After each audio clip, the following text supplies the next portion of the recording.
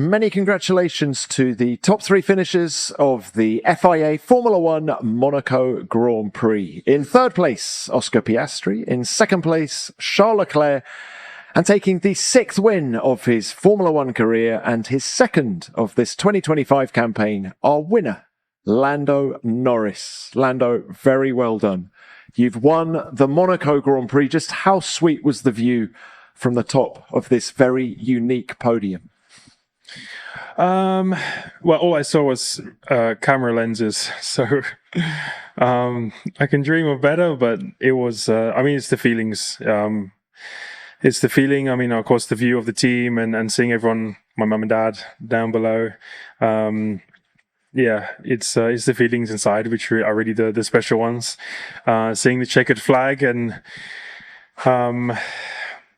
winning in Monaco, this is something I dreamed of when I was a kid. There's many things that I think everyone dreams of, but it's getting to Formula One, it's winning a race in Formula One, and it's winning a race in Monaco.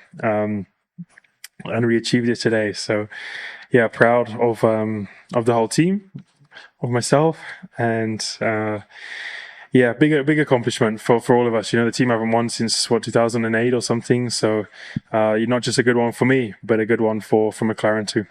From the outside, it looks like it's been the dream weekend for you, winning the race from pole positions. Were there any dramas in the race for you? No dramas. I think just there's definitely some more tense moments in the race when I needed to push, and Charles was never that far behind. Especially at the end with Max ahead, there was some more tense moments in trying to not get too close to Max. Otherwise, that's when Charles had opportunities. But I think we managed it well with the strategy. It's always hard to know what we could have done better. I'm sure we can review things and look back on it. But in the end of the day, the result was the perfect one. Tricky at times, with the amount of cars, there was big bunches of cars. So getting through them without making mistakes, without just any silly things happening, was always probably the most nerve-wracking bit. Otherwise, I felt good. I felt good with the tyres, with the management of tyres and stints and all of those things. So we was happy. And Lando, how much confidence does a weekend like this give you going forward? I think yesterday gave me confidence. Today, nothing new in the sense of I've had confidence in every Sunday we've had this year. I've not needed the confidence on Sundays, but yesterday was a bigger day for me. I was more proud of yesterday than I almost was of today, in fact. So, not just because a pole in Monaco kind of sets up a win, but the accomplishment of doing it, no matter what the track would have been, was something I'm more proud about. So, a good weekend for me. Not just in terms of result, but personally to kind of give myself that momentum, that boost, definitely makes me feel better going into Barcelona next week. And Lando, can we get your thoughts on the mandatory 2 stops? Hated it. Why? Because it's made it a lot more scary for me. I don't know. I wish it was a 1 stop. It would have been a lot more chilled. It's not for me, right? The rules are not made for me. They're not made for us to enjoy it more or whatever. They're made for the fans. They're made to provide more entertainment for the viewers. I don't know if that was the case. So maybe it's a question I should ask you. Was the 2 stop better than the 1 stop? Well, can I throw it back to you? Actually? Okay, you're playing Uno here. No, would you like to see it again next year, or do you think they need to change it? Depends where I start. Thank you. All right. Lando, very well done. Great weekend for you. Charles, let's come to you now. Great race, great weekend by you and Ferrari. Given the season you've had so far, just how much pleasure does this P2 give you? P2 or you said P3? P2, yes.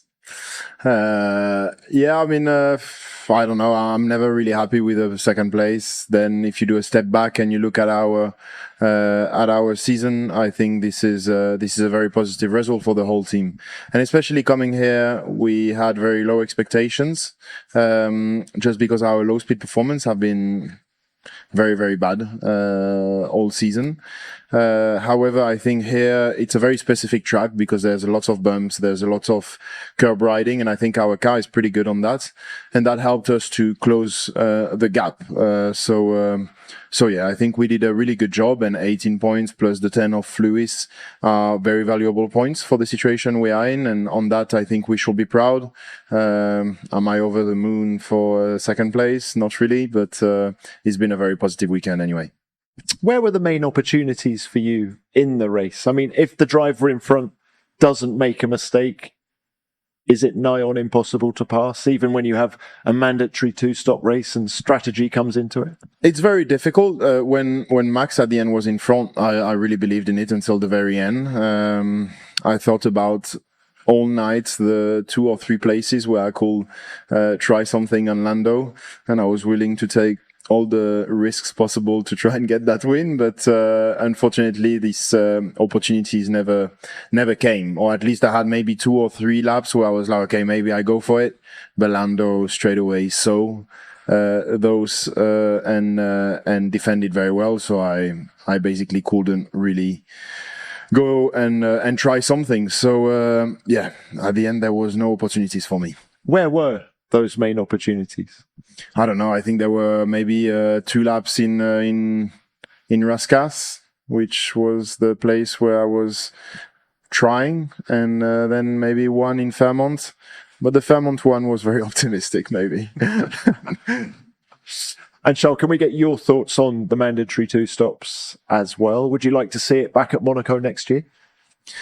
I think being second today, I was pretty happy that this was the case, because it's or at least give you a little bit more hope that something is possible. And honestly, it was quite interesting because with the traffic and everything, there was lots of things happening, or at least you had to push through traffic, which is a very tricky thing to do, especially here in Monaco. So I think it gives more opportunities. I've heard also there was quite a lot of team games behind us.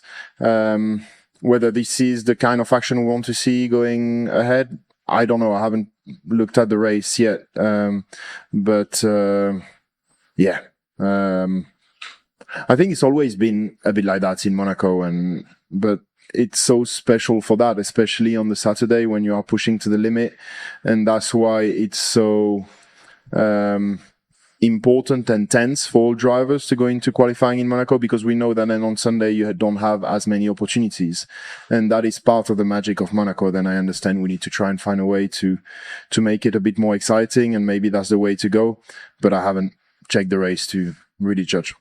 Okay, thank you for that. And Oscar, coming to you now.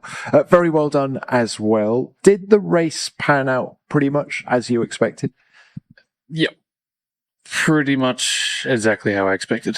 Yeah, I think there was a lot of action behind, so maybe that was a bit different. But from where I was sat, it panned out pretty much how I thought. Yeah, I mean, it definitely made the pace of the race a bit higher, certainly compared to last year. So from the cockpit, it was a little bit more intense. We're still not pushing flat out, but it just made certain points of the race a bit more tense. And were you happier with the car today than you have been certainly on Friday, but also as well yesterday? I mean, everything felt okay, but you're not really pushing it to the limit in the race, and I was pretty happy with it in qualifying. So I think we got there eventually. It was more just struggling to get into a rhythm before qualifying, and around here you pay the price for not having that clean run into quali. So yeah, that's where I think our weekend got away from us a little bit, but I think the pace was still good. Just trying to get everything out of it every single lap was tough yesterday, and today we tried a few things to get higher than third, but it didn't work. And what about those mandatory 2 stops? Can we get your thoughts as well? It definitely made it a bit more tense at a few points. You had to push more at certain points to kind of recover the safety car windows to other cars around you, or put yourself outside of someone else's safety car window. So there was some strategic elements involved, yes, but ultimately at the front, I don't think it changed a whole lot. Would have been quite a different story if there was a red flag with 5 laps to go and Max would have won. So I'm sure if we keep this going in the future, eventually a result like that will happen at some point. Which is that what we want to see? I don't know, but I don't think at the front it changed a huge amount this weekend. All right, thank you for that. Let's now open this to the floor. Who's got our first question, please? Yeah, Luke. Luke Smith from The Athletic. Lando, picking up on Oscar's point about the red flag, how nervous were you when you realised what Max was doing going all the way to the end, and had it been red flagged, it would have effectively won him the race? Or were you kind of accepting it's out of my control? Yeah, what can I do? Nothing. That's out of my control. It's, yeah. No point thinking about it. If it happened, it happened. He wins Monaco. Well done. Yeah. No, I was happy on just focusing on my own race. Of course, praying that it didn't happen, but I didn't think of the rest. Thank you. Next one. Nate Saunders, ESPN. Lando, question for you. Congratulations. Standing on the top step at Melbourne must have felt like quite a long time ago, given it's been 2 months. A lot's been written about the spell since then, but, you're leaving here still just 3 points behind Oscar. Does this feel like a bit of a kind of just hitting the reset button a little bit on the championship? Because, given everything that's been written about you, it's, about the run since then, it's nowhere near as bad as people have been making out, championship over and all that stuff. You're leaving, right in touching distance.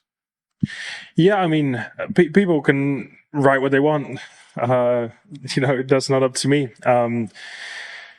People have their own opinions. They can do all of those things. Thing is, none of them are true for 99% of the time. So it's all crap. And I don't mind what people write as long as I know the truth and my team know the truth, and that's fine. I've been working hard over the last few months to get back to kind of having that momentum that I had in Australia, that confidence.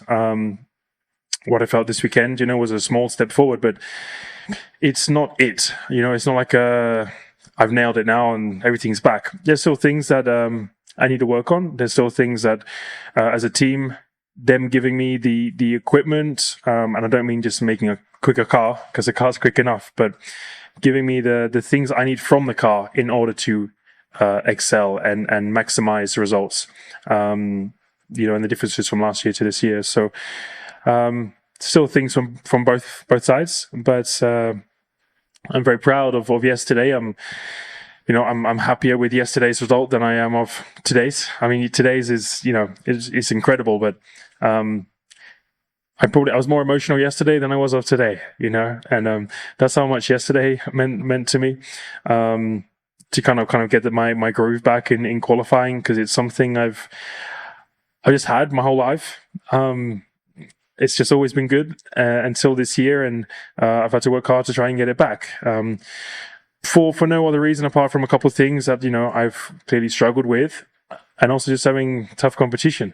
Having Oscar, Charles, Max, I'm against the best guys in the world, and if you're not performing at the highest level, you're not going to compete against them. So, yeah. No one knows the amount of work and effort that goes into things apart from me and my team, and that's the only people who need to know what goes into everything and know the truth of everything. And that's the way it will stay. Thanks, Lando. Next. Martin Buzinaro, La Dernière Heure, Belgium. Question for Charles. Next year, F1 cars will be smaller. If it was already the case this year, do you think you should be able to pass Lando during the last stage of the race? Oh, that's a very difficult question to answer, because I don't even know how much smaller will they be. I think Monaco is always going to be tricky, and I think you just adapt the way you defend to the width of the car you have behind. So yeah, I don't have the answer, but I hope that next year overtaking will be a little bit easier here in Monaco. Thank you, Charles. Next one. Question for Charles. Charles, you mentioned that Ferrari still need to improve. So what are the key areas that you think they need to improve? And how steep is that development curve at the moment to say catch up to the boys next to you or even Red Bull?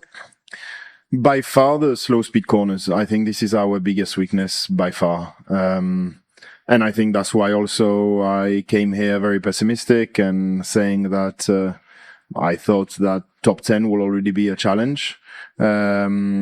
So yeah, our low speed performance is very poor. I think on a track like this, there are so many bumps and curbs that our car is actually performing very well on those. So this is helping us, but unfortunately it's only, it's only going to help us on such an extreme track like here. So yeah, we've got to work on our low speed performance. Thank you. Next one.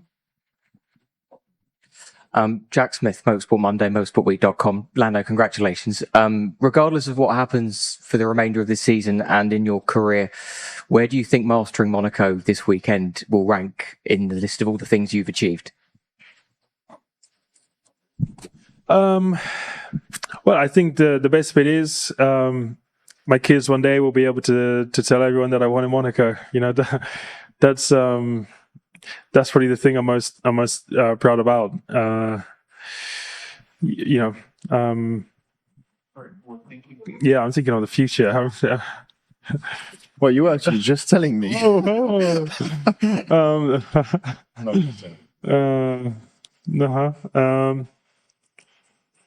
I think it would be up there for sure, especially because it's of the weekend that it's been. With pole and with the race, it wasn't just a pole or just the race. You know, it was both together, and I think that's perfect. So regardless, I think that's something to be very proud about for the rest of my life. But I think it's a cooler thing to say. You know, that also from like my lap time yesterday. You know. The 109, that's very unlikely to be beaten for a very long time unless track changes or whatever. But the cars next year are nowhere near going to be as quick as this year, and hopefully that lap time lasts for a very, very long time. So it's cool. It's definitely just the saying more than anything, but also just the meaning, the history, the people that have won here in the past. They've not always gone on to be champions, but most of them have, and just to know, in 30 years' time, I can say, I mastered Monaco that 1 year, or hopefully a few more, but that 1 year is something I look forward to saying. Thank you for that. Next. Yep. Tom Gurt for Pole Position Magazine. Question for Oscar. When you first pitted, they told you it was to overtake Charles, but there was a slow pit stop. Do you think if the pit stop was actually quicker, you could have overtake Charles, or do you think it wouldn't have worked? No, I don't think so. We're too far back. I think we tried to make something happen, but I don't think he was ever going to change our result. Thank you. Yeah, another one. Giuseppe Marino, Motori Online, for all drivers. Do you think that double pit stop rule can be a permanent rule for all the races? I don't know. Ask the people who make the rules. We just have to abide by them. But it depends what you want. Do you want to manufacture races? Do you want, there's not been any more overtaking here. I thought that was what was wanted, Now you just give people opportunity by luck, by waiting for a red flag, waiting for a safety car. You're not getting a more deserved winner in the end of things, which I don't entirely agree with. I think it should be the person who drives the best race and deserves to win. Of course, I'm probably slightly biased in my opinion, but I think it needs to be improved in different ways. Overtaking has never been good in Monaco, ever. So I don't know why people have such a high expectation. but I also think Formula One should not turn into just a show to entertain people. You know, it's a sport. It's who can race the best, who can qualify the best. Like Charles said, everything was about yesterday, but that's the way it's been since whatever the first year. You know, like 50 years ago, 60 years ago. So, the last thing I want is manufactured racing. And I think we definitely need to stay away from that and do a better job with cars, with tires. Then you might start to see more racing, but not by just introducing so many pit stops. Thank you. Yep, another one. Leonid Klug from Grande Premio. Question for Lando. Do you think Max was intentionally backing you off into the hands of Charles so that Charles could pass you more easily? Thank you. Did you ask Max? Yeah. What did he say? He said that his tires was just not there. I have no idea. So that's all I'll say. Okay. Thank you. Question to all of you three. So how does the new rule impact team collaboration? Does it add additional stress when you're collaborating with the engineering team, etc., and between the drivers as well? Yeah, so I think, as we said, I mean, it just adds a lot of randomness, and you can either get lucky or very unlucky, and it's a bit out of your hands. But it's always been a little bit the case in Monaco, but probably even more so now with 2 pit stops. But there was not any more tension on my side. Nate Saunders, ESPN. Just a question to Lando and Oscar. McLaren's second part of the weekend, I guess, kicks off in a couple of hours at Indy. What are your plans tonight to watch that? And Charles, is the Indy 500 part of your usual Sunday evening plans? I know last year you probably had better things to be doing. But yeah, just a question to all of you where you're going to be watching it and just what you think of that spectacle as well. Thanks. I will probably be watching on my couch at home, unless I get an invite, or I mean, you're welcome to come if you want. But yeah, probably on my couch. And I'll keep my answer short because I want to go watch it. When is it starting exactly? 1 hour. Okay, I won't be 1.5 hours. Thanks for the invite. I think I'll still be in a meeting. We are very late with Ferrari. We always leave late. But I mean, it's a crazy race. We were just speaking with Oscar before. I don't think I will ever do it. I think it's a different level of craziness. I'm happy in F1. I love F1, and I'm fully focused on that first and foremost. And then when this will end, another thing that I want to tick is doing Le Mans with my brother. So these are probably the 2 things that I really want to do. Indy 500, I'm not sure, but I have a lot of respect for these guys, and I'll try to follow as much as I can tonight. Ditto. I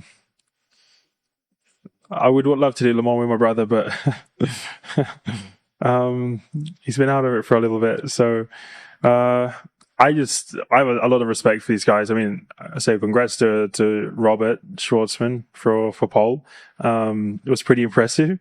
I was his teammate back in 2015 or 2016 from Renault. So to see him go on to do something like that, I think is pretty cool. But it is something I'll never do. Can say it right now. I'm not doing it. Just have no interest in doing it. Not my thing. It's not what I enjoy. Even though I've done it on the sim, and that was quite fun. But I got taken out, so I wouldn't. Really didn't hurt. No, I could just press escape, and that was good. So no, I mean, I have a lot of respect for these guys. There's a lot of incredibly talented drivers over there in America, and some of them that could do very good in Formula One. But yeah, I like turning right as well. So that's the main thing. Lando, you've won Monaco. The lure of the Triple Crown wouldn't change your mind about Indy? Nope. Okay, we'll leave it there. Very well done. Enjoy the celebration.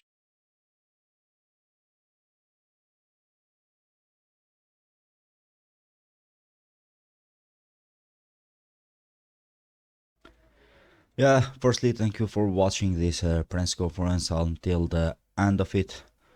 I'm sorry for the interrupting all of you at the right bottom of the video, but I must do it because of the YouTube rules and with the new concept of our channel. Just I'm trying to give my opinions at the end of the press conference to not to interrupt, let's say, our viewers to stop in the middle of the press conference. I just want to start with that 2 mandatory pit stops. I think do what you want to do at the Monaco Grand Prix. Maybe as Max Verstappen said, like if you want to do 10 pit stops, it will nothing. It's going to change on this track because the cars are so wide, and that makes, let's say, impossible to have any overtake and to do some racing. Just as today we have watched just team strategy fights and a lot of pit stops. We didn't had any overtake or any interesting moments. I think they need to find some solution to do this Monaco Grand Prix. But in my opinion, the solution is not like to make 2, 3 or 5 mandatory pit stops. If he came to Lando Norris, just I want to say congratulations to him. He had that little bit mistake on the start of the race at the first turn. He had a huge lock up. I think it was just one opportunity to Charles Leclerc to take that first position, but as I said one more time, the cars are so wide for this track, and Leclerc didn't have any chance to make that overtake. If he came to Charles Leclerc, to the Ferrari, I think until they became to the first practice, expectations for the Ferrari was the nowhere, but after practice 1, practice 2 and practice 3, I think they get hope maybe to win this race, but just reality, the McLaren's dominance just happened at the qualifying. Yesterday Charles Leclerc was in a huge disappointment to lose that pole position, but I think it was expected a little bit from the McLaren to have something like that. Just I want to say the congratulations also to the Oscar Piastri, and also he didn't have, let's say, to have chance to make any overtake on Charles Leclerc or the other stuff. I think it was impossible. Those are impossible things on this track. As I said, I will repeat one more time, they need to just to find some other solution for this track, not to make, let's say, 2, 3 mandatory pit stops, because in my opinion the nothing will change about this track. Yes, just I would ask you one more time, just don't forget to like the video, comment it and subscribe to the channel.